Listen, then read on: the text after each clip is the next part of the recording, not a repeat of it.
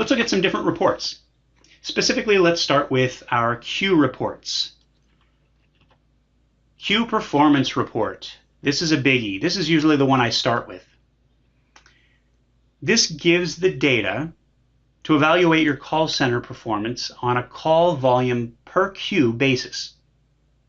So as you can see here, it basically gives the details of every single call transaction for that selected queue and analyzes the call types. So this is also the queue if you're wanting to get an accurate count of how many calls came into your system or into each queue. This is the report that will give that. And when we run that report, I'll show you some specifics to set up and how to run them. Here's what those, now I realize this is probably teeny tiny on some of your screens. So what I will do is actually jump over to, let's jump over to an example I had brought up. There we go. And this way I can zoom in some. So queue performance report. This report allows me to see every single call for a specific queue that came in that day. Now I realize this is an older report, but it's not the easiest to get people to say, sure, you can run a report and then display it for X number of people in a webinar. We always go in and change some of the numbers and things like that. But in this case, the first thing, not in this case, but in many cases, what I will do is the first thing I look at when I look at a system and I run a report is the call type. That's the first thing I like to look at is, okay, let's look at our call types here. Well, a hang up. And if I look here, it looks like, well, that happened at 12:42, which I would expect that. That caller called in and we hung up on them. We played them an announcement and said, we're currently closed. Please call back. And what I'm seeing here, it looks like 7 a.m. Please call back at 7 a.m. And we hang up on them. So we show it as a hang up. Now I talked earlier, if we had just simply set it to play an announcement, it would show abandon.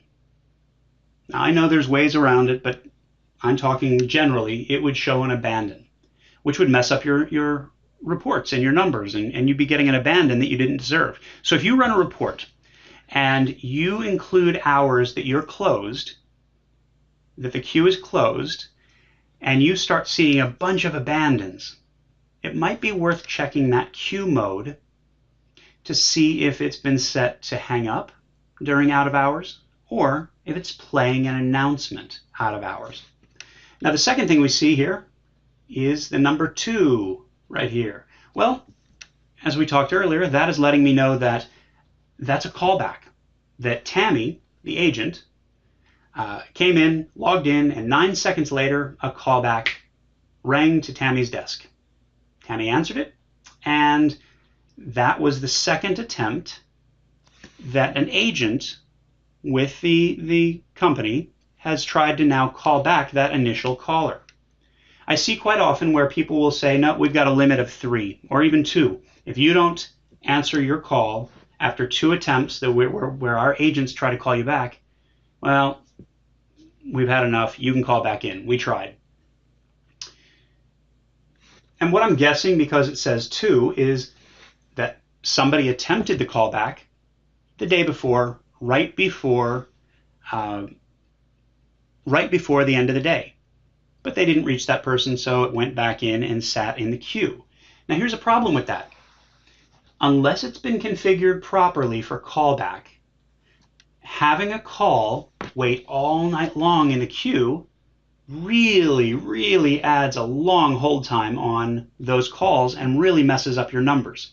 So if you have callback and you've noticed that you've got, I'm not talking long hold times like 5 minutes, I'm talking like 14 hours or things that are absurd, 9 hours.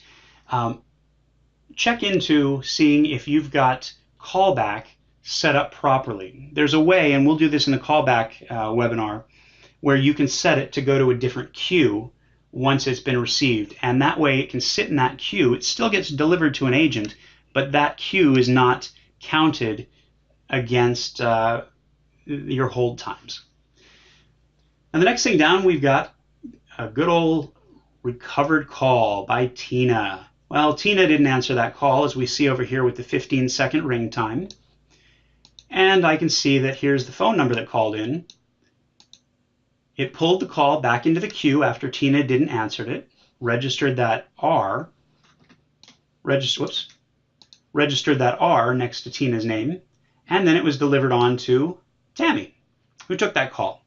Now, if we scroll over here, I just want to point out, so here's where it rang for 15 seconds. And then after 2 more seconds, it rang to whoever that was, Tina, I think it was. So I'd just like to point out, you can really follow the trail here of what happened with that call. Now here's one with Maria. Well, if I look here, it's a queue call, so that looks good, but it doesn't have any phone number. Well, that's simple. That caller has decided to block their caller ID. Happens all the time. It's been happening for years. So that's what that is. Now, on the other hand, if that was an outbound call, and I'll show you that in a second, and it had no phone number, that's different. An outbound call with no phone number means that that agent picked up the phone, didn't dial anybody, and hung it back up. And that's another one that we see quite often. Now let me kind of scooch over here. Nope, we're not there yet, but kind of. Let me zoom this in a little bit, and we'll go back to big in a second. One of the things that I like to point out, so we've talked about call type. Ring time. Something I always point out for supervisors. This is the second column I look at, is ring time. And what do I look for? I look for double digits. I want to know why it took you 11 seconds, 14 seconds. I know 15 is getting into the recovered call area because I see it right there. But why is it taking you 10, 11, 12, 13, 14 seconds to answer a call that's ringing at your desk? That's a lot of time. And so that's what I look for. And I'll usually see it as the same person. If it's a one-off, okay, no big deal. However, if it's over and over and over, I start to say, maybe they're trying to game the system and not answer as many calls as they should be taking. Other things that I see are things like, let's see here. After call work time.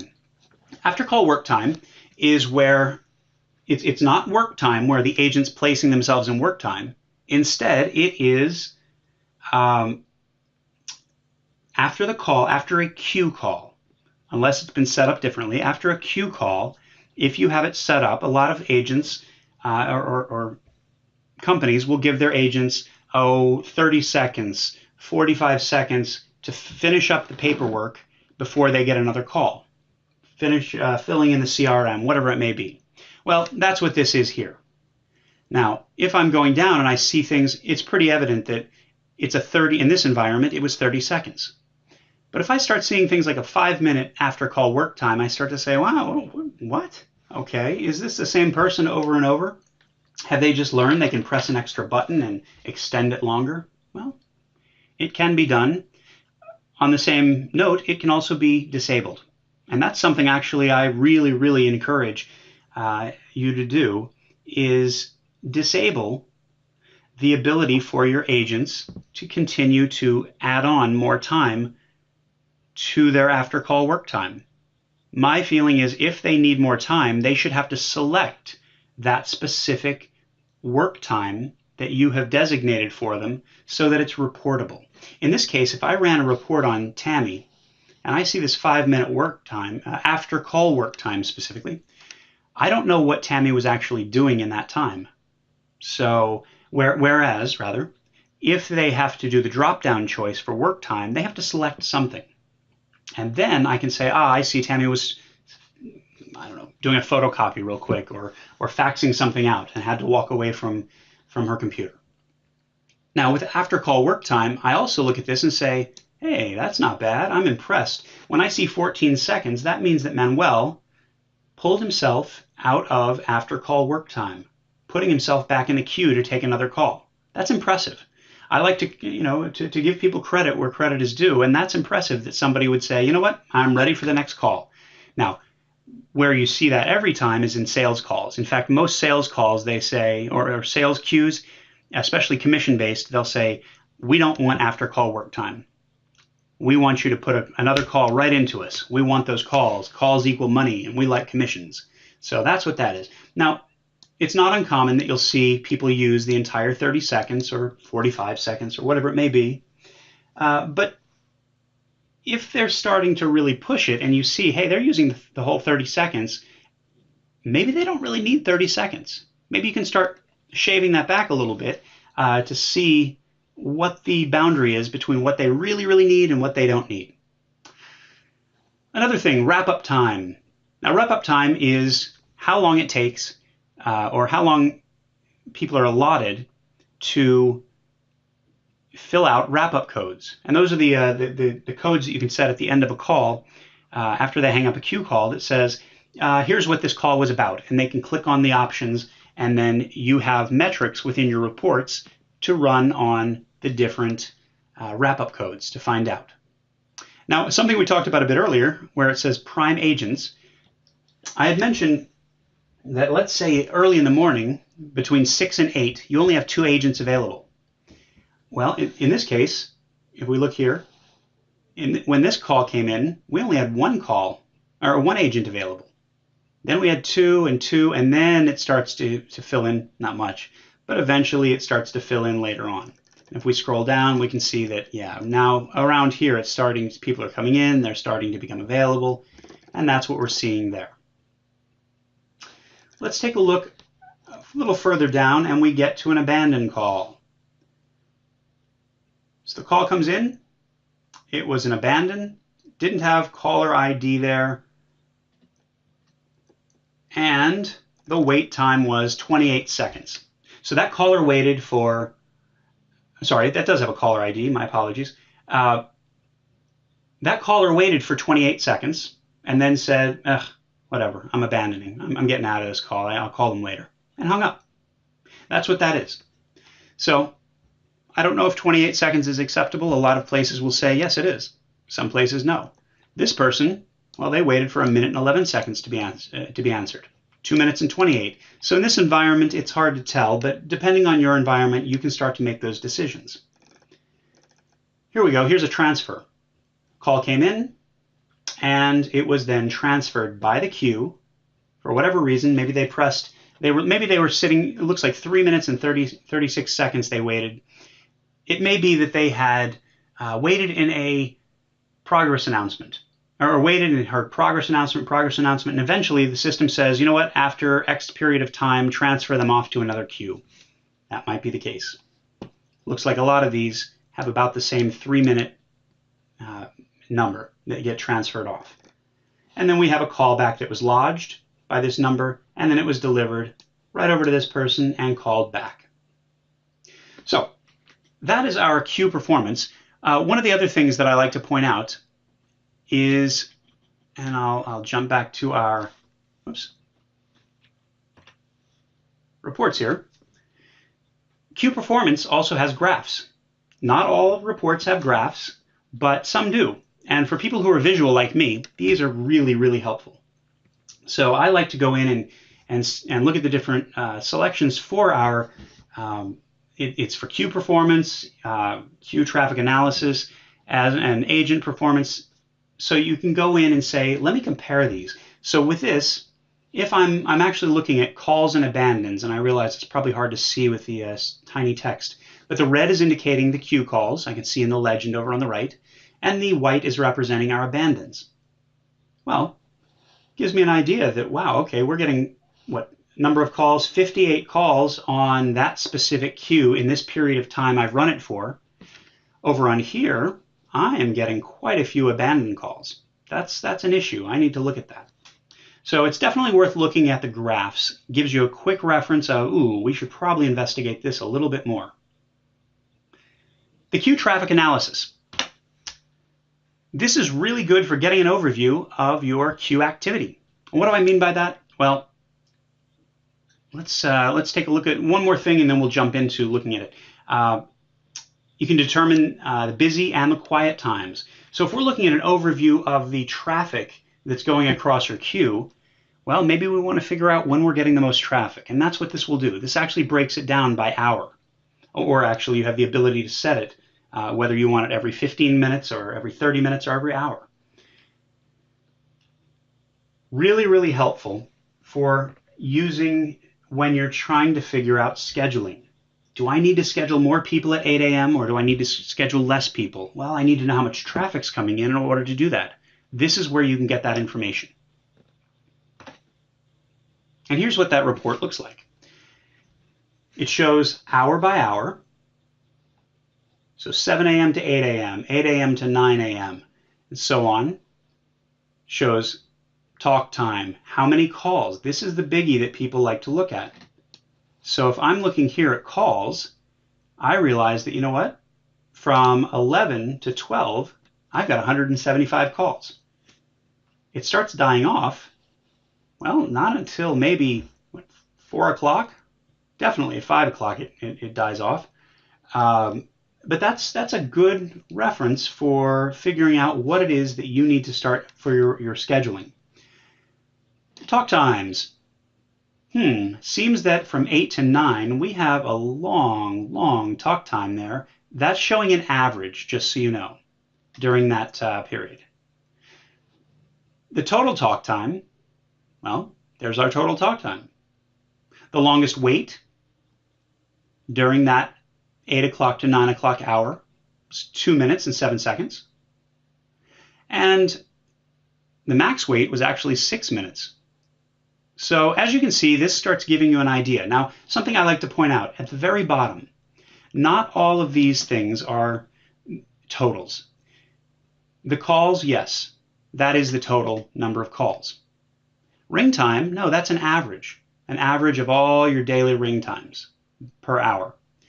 Same with talk time. Now, total talk, of course not.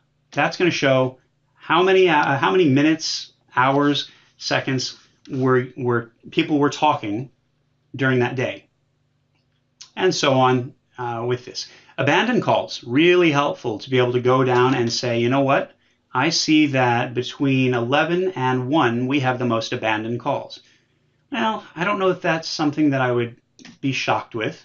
There are those people who are like me who, if I call while I'm on my lunch break, but say, whatever, I want to eat instead, I'll call them back later on, they hang up. And I know it's obnoxious to do, but we exist.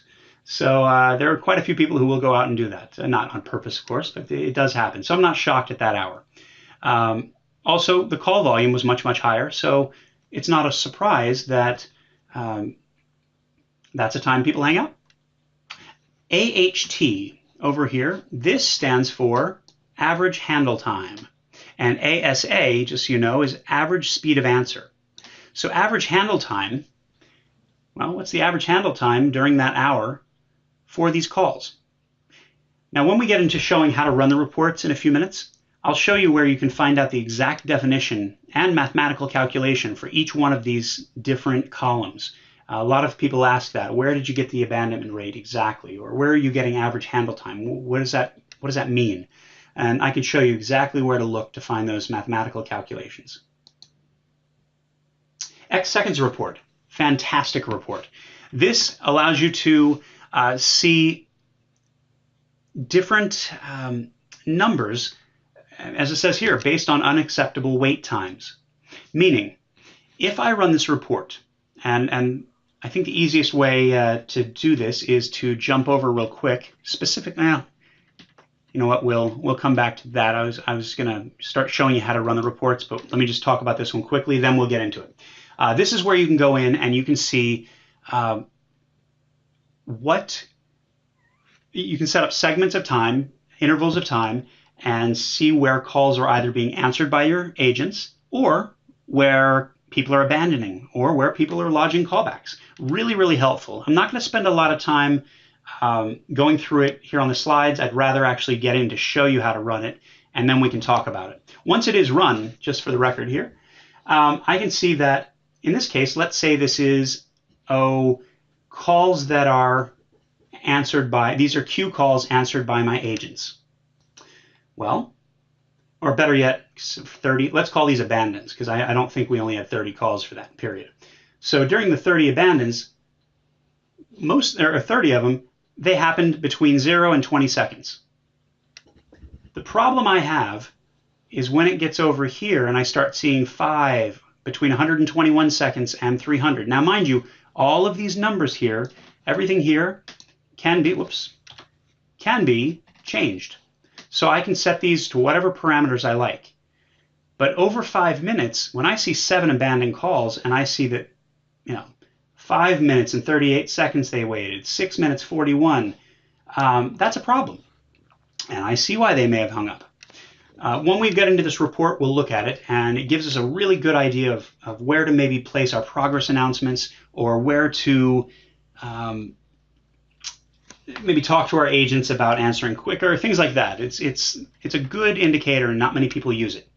Now, quickly, our agent, we're just about done with the slides, but we're pretty close. Our agent reports, agent summary. This is just a perfect place to go in and look at all of your agents summarized. And what I mean by that is it's going to give you the period of time, their shift, and then how long they were actually logged in, and then it does calculations based on that.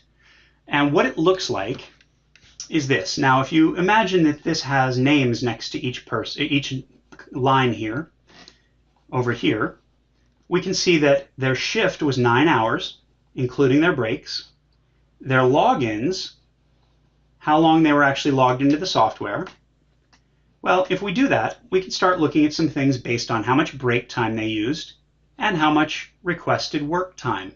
Not after call work time, but requested, meaning they clicked on the button that said, give me, I need to go make photocopies, or I need to do something that does not send calls to me. On the other hand, we've got our breaks. These are our lunch breaks, our bathroom breaks, our 15-minute breaks. In this case, we are able to see that this person, an hour and 8 minutes, but then we start getting into things like 3 seconds. Well, I have to wonder, either that agent has a really, really impressive bladder, and they ate their lunch at their desk while they were talking on the phone, or maybe if I look over here at requested work time, I see that they used work time instead of using the break button. Now, why does that matter? I'll tell you, because a lot of people don't think this is a big deal. When you run this report to get an idea of your agents, if they're using work time, it's not going to give you accurate numbers. For example, this shows that they were available for 104%. Well, based on the fact that they were logged in for longer than their shift, because their shift is 9 hours, they were logged in for 9 hours, 22 minutes, and they only took 3 seconds of break. Work time is not held against them. Work time is something that is, we figure they're available, whether they're photocopying or they're doing something at their desk, they're not on break, so we don't deduct that from their availability. Same with occupancy. So these are things that you really need to consider. Are your agents really using the right option? And if they're not, why not? Are there too many choices? Do they just not know how to use it? Well, these are things that you can sit down and figure out with the team. Because another thing that I've seen, I saw this about a month or two ago, where a place was not, a lot of the agents would come in the morning, but they wouldn't take queue calls until after lunch because they were working on other projects. The problem is, they'd come in, they'd log into Touchpoint or desktop, but they wouldn't actually sign. I take that back. They didn't log into desktop or Touchpoint. They would wait until after lunch to log in. The problem was the shift showed 9 hours, but they were only showing 5 hours, 4 hours of being logged in. Well, that's not giving an accurate count for the supervisors or the administrators. It's giving a totally skewed number. Now, if they had come in, knew they were not going to take queue calls, that's fine. They log into the system and they immediately put themselves in break, and not break, work time. That's fine. If I see, good example here, 5 hours, that might very well have been the case. They came in, logged in, put themselves in a work time. did their work, didn't take any calls until after lunch, took their lunch break and their normal break, and then they get accurate numbers. Things look normal here. So just know that it is really important for you to have them using the right choices. Agent performance. Agent performance gives the same kind of thing that queue performance gives, but with the agents. It gives specifics about every call that they took. Oh, the details. Here it says the details of every single call per agent. Great place to go in and see if they have recovered calls. So in this case, let me jump over to an easier way to see it here. And we'll go to, there it is, agent performance. And I zoom in. Once again, I start at the top with with call type, and I can see that this person took a queue call at 9:06. Great, I like it. And as we're going down, I can see a call back. I can also see a direct call. Now we talked about this one here. If somebody does not answer that direct call, which is a call from extension to extension, in this case an extension, or somebody calling from the outside, and they don't answer it, well, then it shows as an unanswered call. Now I want to point out that here, if I go to my ring time in this column, I'll see 20 seconds. Well, don't be confused. The 15 seconds where it pulls it back to the queue is only applying to a queue call. So if this call basically rang for 20 seconds and after 20 seconds went to voicemail. So that's why you're seeing the 20. The 15 only applies to a queue call. Here's one that's interesting. We've got an abandon. And remember, this is not a queue performance. This is an agent performance. So how in the world are we getting an abandoned call on an agent? Well, but during the period of time when that call is ringing to that agent, if the caller hangs up, that is an abandoned call. Now, it depends. If I start seeing 12, 13, 14 second ring times and then that caller abandons, I have a big issue. But in this case, it was 1 second. So that call did not even ring 1 second to the agent, and the caller hung up. Can I blame the agent for that? No. I mean, I could, but that's not very nice.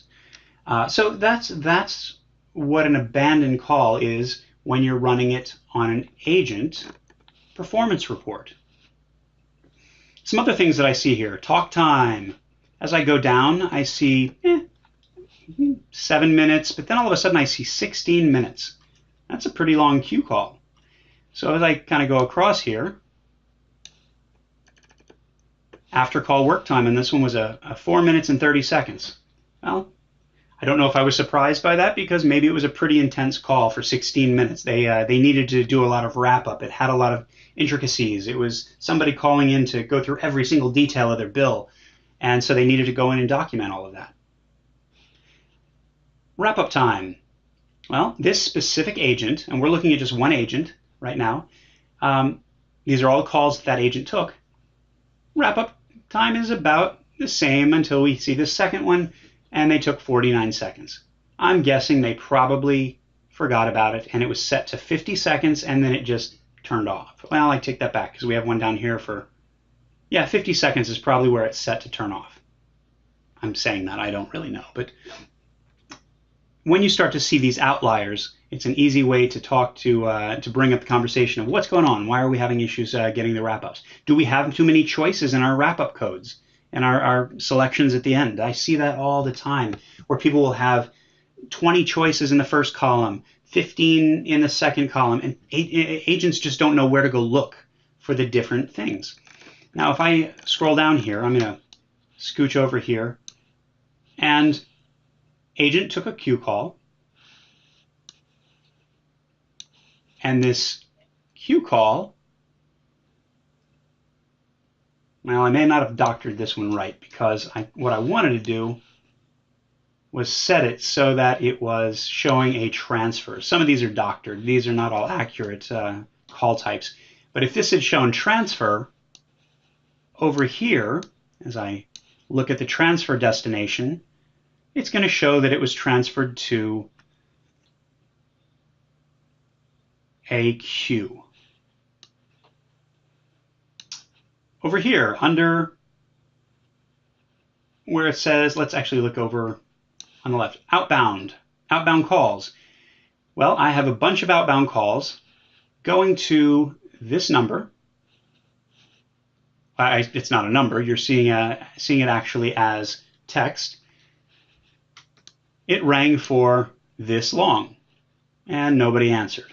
Now, one thing I do like to keep in mind, and I like to point out, let's say these were outbound calls that did not have a number associated, but they had a ring time, or not a ring time, but what are we looking at here? A talk time, rather. That means that the agent picked up the phone, didn't dial anything, and then hung it back up. I'm okay with that happening once or twice, like here at the very bottom. That's a good example. Outbound call, no number associated, for 12 seconds. With my defense attorney mentality, I would say, yeah, but they were probably looking for the phone number. They couldn't find it on their desk. They hung the phone back up, and then they found the number and they dialed it. So that very well could be the situation. If they're doing it 15, 20 times in a row, they've learned that when they pick up the phone, they don't get another call. So something to keep an eye out for. Let's jump back to the next slide. I can also look at, under our agent performance, it is one of the options there that has graphs. And just like we looked at with queue performance, our agent performance graphs are very telling. Now these are looking at all of the different agents here at the bottom. So I'm looking at all the different agents. One thing that is not actually part of this report are these orange lines. These lines are pointing out outliers. So we can see about the average here. Well, actually, I might even be further down and about here. But if we start to see things, in this case, average talk time, we're seeing this person has a really long talk time. This person just a little bit more. Now on the same note, this person much lower than the others. So it's an easy visual indication of agents you should then go look at.